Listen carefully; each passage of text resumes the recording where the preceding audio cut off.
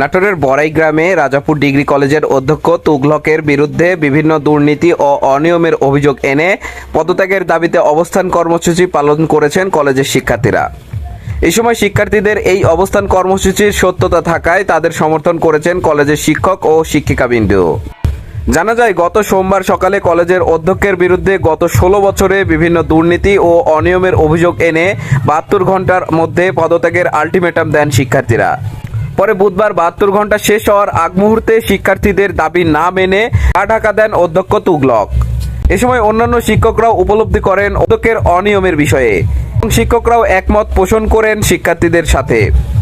পরে শিক্ষার্থী ও শিক্ষকরা একত্রিতভাবে উপজেলা নির্বাহী কর্মকর্তার কাছে অধ্যক্ষের পদত্যাগের দাবিতে স্মারকলিপি প্রদান করেন।